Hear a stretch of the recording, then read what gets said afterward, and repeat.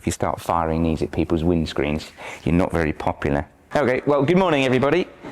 Obviously we're here, Hariba Myra in Nuneaton, which is a proving ground. The reason we've come to a proving ground is because we can objectify in a controlled and quantified environment an attribute that we want to measure or understand. So in this case, I'm going to show to you the different types of tyres that are available in the market and their influence on a vehicle. So this is what we would call a UHP summer tyre, so it stands for ultra high performance. So this tyre is really good for dry weather, and it has these circumferential grooves which help it in aquaplaning. This area of the tread will be designed for basically the dry performance, so your steering response. So if you've got a sporty car, it's going to make the car feel quite sporty, the steering is going to be direct. This comes obviously with a sacrifice, and this sacrifice is it'll work in the wet, but it will not work at all well when it gets below 6 degrees. The glass transition of the compound will change, it becomes hard, and it won't be able to have any level of grip on a wet or dry road, and it wears more. And obviously there's no level of mechanical engagement when you've got a loose surface like snow. The next step up from this then is what we would call an all-season tyre.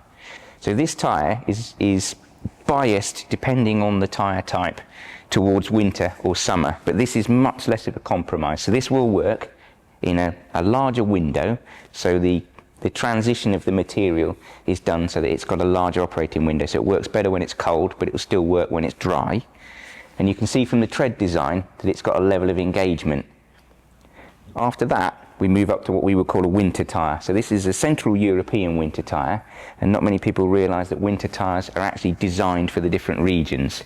So we've got these sipes here. This allows a significant amount of water evacuation, but you can see how much softer it is. So this is going to work a lot better in winter conditions. It'll work in the wet, but it's going to suffer in the dry.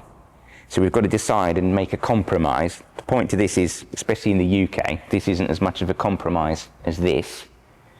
From there, we go to what we call a Nordic winter. So it's quite a lot more open.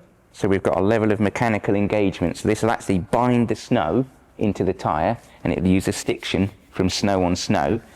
And this is a different compound again.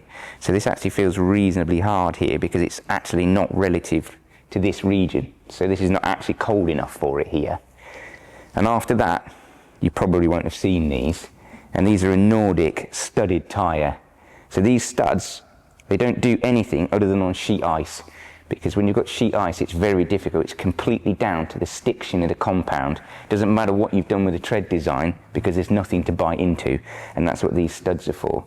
And they're very clever. When you actually come and look at this, the studs are different in the different regions. So you've got braking studs and steering studs, and they're completely different in their design. And there's little pockets, little air pockets underneath, because everyone thinks these are going to destroy the road. They don't. They actually push in. There's like a little cap underneath. And the way that they're done, they're pinned in so they don't come out as well, because obviously if you start firing these at people's windscreens, you're not very popular. After that, we've then got what we call an all-terrain tyre. So this is obviously designed to work off-road as well as on-road. And this particular one has on the side a 3-peak mountain snowflake. So there's an actual certification test which measures the snow braking performance, so we understand how well what we would call a winter tyre works on snow and ice. And it's an EU accreditation, so you have to pass relative to a reference tyre on real snow. So last week when I was in Finland, we got a giant barn full of snow, so we can still test snow tyres in the summer in real conditions.